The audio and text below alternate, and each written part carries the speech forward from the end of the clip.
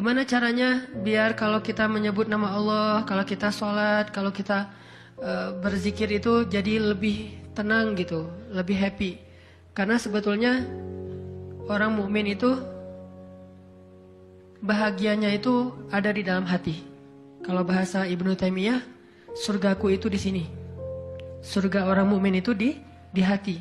Surga kita itu bukan rumah, surga kita itu bukan mobil, surga kita itu bukan pekerjaan, surga kita itu bukan tempat jalan-jalan, tapi semua itu kebaikan, kesenangan. Cuman surga kita ada di sini. Dan ini kita bawa kemana-mana. Jadi nggak susah menemukan surga teh. Aduh, bete nih kenapa nggak bisa jalan? Bete nih kenapa nggak bisa nonton? Bete nih kenapa nggak bisa nyaman di rumah? Bete nih kenapa gampang bete? Karena surga kita bertempat di sesuatu tempat yang sulit untuk kita jangkau. Harusnya itu jadi hiburan buat kita, bukan surga. Sedangkan surga memang adanya di hati. Ada masalah, Allah lebih kuasa, makhluk tidak kuasa. Ada masalah, kita bilang Allah maha besar, masalah saya kecil dibandingkan Allah. Kalau dibandingkan kita, mungkin kita lebih kecil daripada masalah. Tapi dibandingkan Allah kita, Allah lebih besar. Allahu Akbar. Kita belajar Allah yang maha memelihara. Kita kan dipelihara Allah, terus ngapain kita khawatir? Kalau gitu nggak usah ikhtiar, Ustaz. Ikhtiar, tapi jangan libatkan hati. Ikhtiar itu pakai tangan, pakai kaki, pakai tenaga fisik. Hati nggak perlu berikhtiar. Hati itu bertawakal. Fisik kita berikhtiar, hati kita bertawakal. Jangan sampai hati kita ikut ikhtiar, nih bahaya nih. Kalau hati kita ikut ikhtiar, berarti kita lebih percaya kepada makhluk daripada Allah. Nanti akan mentok, kalau udah mentok putus asa, itu penyebabnya.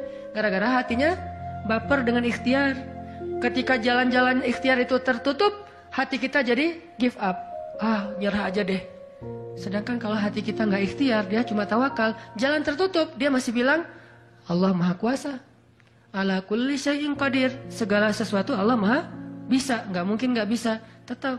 Makanya jangan ikhtiar pakai hati, ikhtiar pakai tenaga. Hati tawakal babnya. Sehingga tawakal itu amal hati, ikhtiar itu amal fisik. Kan dalam Islam itu ada amal batin, ada amal zahir ya. Amal batin hati, amal zahir fisik kita. Ikhtiar amal zahir, jangan dicampur dengan amal batin. Coba teman-teman buka deh surat Hud, surat 11. Kalau ragu tentang rezeki baca nih ayat nih. Surat 11, surat Hud ayat 6. Wa ma min dabbatin fil ardi illa 'ala Allahi rizquha wa ya'lamu mustaqarraha wa mustawda'aha kullun fi kitabim mubin. Tidak ada satu hewan melata pun di muka bumi kecuali Allah menjamin rezekinya. Ini amalan hati nih. Ini ayat untuk menguatkan hati kita, bukan menguatkan fisik. Tapi biasanya hati kalau udah kuat, fisik ke bawah. Kan kata Nabi kalau hatinya baik, yang lain ikut baik. Kalau hatinya buruk, yang lain ikut buruk. Jadi kalau hatinya udah give up, pasti fisiknya jadi lemah. Kalau hatinya tough dan masih punya belief ke Allah, masih punya harapan, maka fisiknya juga akan kuat. Wa ma min dabbatin fil ardi illa 'ala Allahi rizquha wa ya'lamu mustaqarraha wa mustawda'aha. Allah tahu di mana rezeki kita disimpan. Allah tahu kemana kita akan membelanjakan rezeki itu. Semuanya tertulis di dalam kitab yang jelas. Allah yang tahu. Allah yang menjamin. Nggak ada yang nggak dijamin rezekinya. Makanya saya pernah cerita tuh dulu di mall sebelah. Saya sama istri habis kajian di sini atau sebelum kajian di sini, sebelum maghrib sempat mau belanja dulu, belanja di supermarketnya di bawah, lantai bawah. Dari lobi kita mau ke bawah itu cari eskalator kan ya, belok kanan cari eskalator. Ternyata salah ngambil jalan. Kita habis belok kanan langsung belok kiri. Harusnya kalau belok kanan lagi sekali lagi langsung eskalator turun tuh. Pas karena kita belok kiri, akhirnya kita muter. Gara-gara muter, ngelewatlah sebuah stand baju kaos yang lagi diskon. Wih, diskon 50%. Akhirnya saya sama istri masuk. Ternyata lucu-lucu juga buat anak gitu. Alhamdulillah akhirnya kita beli 2 helai. Baru setelah itu kita jalan lagi, cuma beberapa meter, masuk eskalator turun. Siapa yang telah menggerakkan kaki saya sampai salah jalan? Sehingga saya harus muter. Dan akhirnya masuk ke stand itu. Allahu alallahi rizquha. Allah yang menjamin rezeki. Kayak gitu cara Allah menskenariokan. Kalau saya ngambil jalan kanan, mungkin saya nggak akan masuk ke toko itu. Berhubung saya ngambil jalan kiri, akhirnya muter, masuklah ke toko itu. Allah punya banyak cara. Kenapa kita khawatir dengan stand orang lain yang mungkin lebih dekat ke pintu, lebih dekat kepada stage yang di tengah kalau bikin event segala macam? Kenapa? Kita udah ikhtiar, dapatnya cuma ini. Kayak lagi ada event, kayak apa festival gitu, kayak ada bazar, kita punya banyak stand. Stand kuliner kita paling pojok, dekat toilet. Stand kuliner teman-teman kita tuh paling depan. Dan di situ stage banyak acara tausiah segala macam. Oh, kayaknya di situ lebih laku. Belum tentu juga. Bisa jadi pada waktu itu banyak orang yang sakit perut atau apa akhirnya ya lewat. Aduh, ini kayak seru juga nih di sini nih, makan di sini. Gak usah jauh-jauh sambil nunggu makan. Allah yang punya cara. Saya kan pernah cerita kesasar sampai ke Cirebon. Kenapa kesasar? Ada suatu hari Minggu kayak lagu. Satu hari Minggu. Ada satu hari Minggu nih. Bingung, kita pengen keluar sama keluarga, sama anak-anak. Kita keluar yuk. Saya bilang ke anak-anak, hayu, kata anak-anak. Kemana? Ke Kota Baru aja. Di situ kan ada jam matahari tuh. Kita lihat jam matahari. Hayu, naik mobil, masuk tol nih. Pas sudah masuk tol Paster, berubah pikiran. Terlalu dekat, nggak berasa liburan ya? Ya, terus mau kemana? Ke Jakarta aja yuk, ke Ancol. Ada pantainya. Oh, ayo ke Dufan. Jalan, akhirnya nggak jadi belok pada larang, lurus. Niatnya ke Ancol. Sebelum Cikampek, berubah lagi pikiran. Ancol mah pantainya gitu-gitu aja ya, udah pernah ya. Terus gimana dong, cari pantai baru deh yang di daerah Indramayu, Cirebon gitu. Siapa tahu ada yang lebih bagus, yang masih virgin. Boleh, keluarlah Cikampek. Waktu itu belum ada tol Cipali ya, keluar Cikampek. Akhirnya nyisir Subang, Indramayu, nggak dapat pantai yang kita nyaman nih. Berhenti sebentar, oh nggak nyaman, ini banyak sampah. Akhirnya jalan lagi sampai dari pagi keluar, asar makan empal gentong di Cirebon. Siapa yang mendatangkan saya ke warung empal gentong itu? Pas kita masuk, orangnya bahagia banget gitu. Kelihatan kalau dari pagi itu belum ada yang datang, belum ada pelanggan, sepi warungnya. Karena tempat parkirnya agak nyaman, langsung parkir di situ, makan empal gentong dan ternyata enak, kita bungkus. Orangnya tuh, alhamdulillah nih datang dari pagi belum ada yang datang, senang gitu. Dan saya bilang, Pak, tahu nggak saya dari mana? Dari mana? Dari Bandung. Mau kemana emang? Nggak kemana-mana. Muter. Jadi kita cuman dari Bandung cuma pengen makan empal gentong di Cirebon ujung-ujungnya.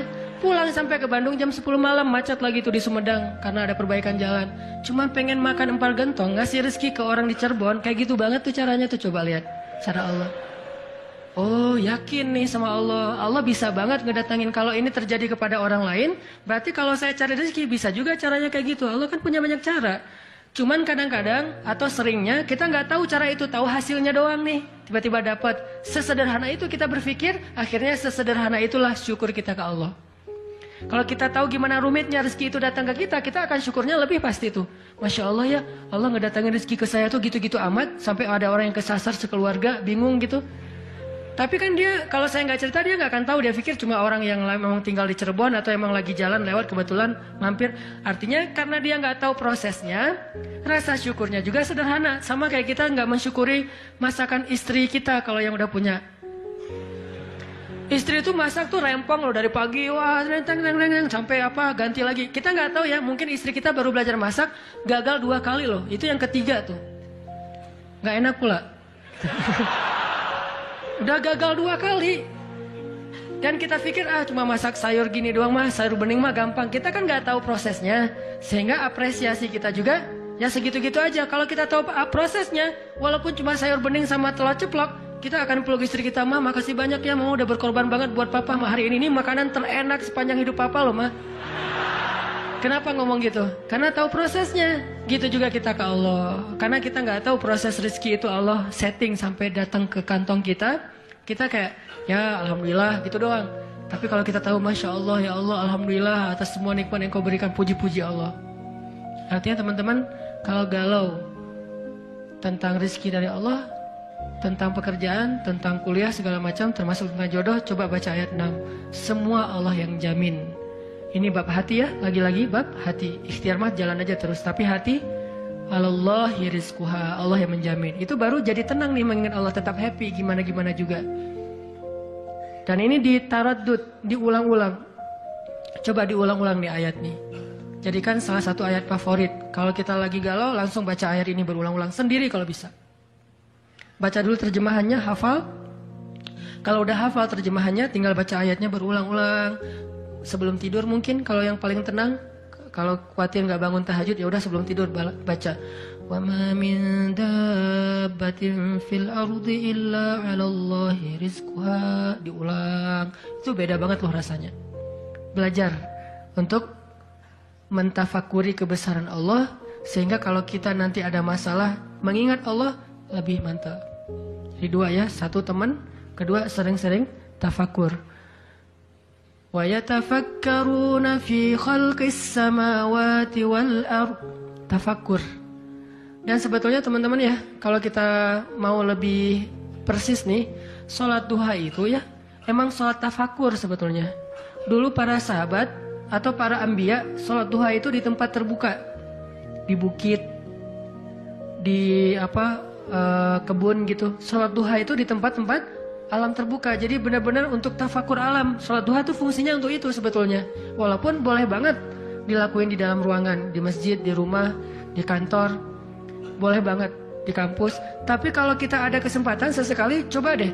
Sengaja ngapain touring ke atas misalnya, ke Lembang, pengen duha. Dan duduk sendiri, jangan berjamaah. Bukan gak boleh, boleh aja sholat sunnah berjamaah. Cuman kali ini kita pengen menyendiri aja berdua sama Allah. Duduk, ngomong sama Allah, ya Allah, jangan biarkan saya berputus harapan kepada Engkau. Jangan biarkan saya berputus asa dari rahmat-Mu. Bimbing hati saya ya Allah, tolong saya dalam masalah ini. Engkau maha kuasa, siapa lagi yang bisa nolong saya selain Engkau? Ngomong kayak gitu sama Allah, yang romantis, yang akrab gitu. Jangan sampai kita ngomong ke Allah tuh kayak orang gak kenal. Cuman copy paste, Rabbana atina fid dunya hasanah fil akhirati hasanah wa qina azabannar. Amin. Udah kayak gak kenal gitu. Ngomong sama Allah itu akrab, ngomong ya Allah, gimana nih? Saya ada masalah kayak gini, curhat sama Allah. Itu beda loh. Kalau itu kita coba praktekin, saya yakin asal sesuai dengan cara-cara tadi tuh, sendiri, alam terbuka, curhat sama Allah, ingat kebesaran-kebesaran Allah, insyaallah bizikrillah tatmainnul qulub, tenang banget tuh hati. Saya kadang-kadang mempraktekkan itu walaupun nggak di alam terbuka banget, tapi minimal mencoba untuk menyendiri gitu. Rasulullah kan kalau lagi ada masalah sama keluarganya menyendiri di masjid kan, duduk di mihrab berzikir pada Allah, ya Allah, ya Allah, Engkau lah yang maha penyabar, saya tidak sabar. Terus curhat sama Allah, kayak anak pulang curhat sama ibu, gimana rasanya? Kan tenang kan? Kayak kita curhat sama teman pasti beda. Cuma emang yang paling indah curhat sama ibu atau sama ibunya anak-anak. Itu beda banget tuh. Nah harusnya kita curhatnya ke Allah kayak gitu tuh. Tapi jangan bilang mah, tapi angkat tangan salah, bukan mah, ya Allah gitu. Allah dipanggil mah, jangan. Karena terlalu menjiwai pengen punya ya.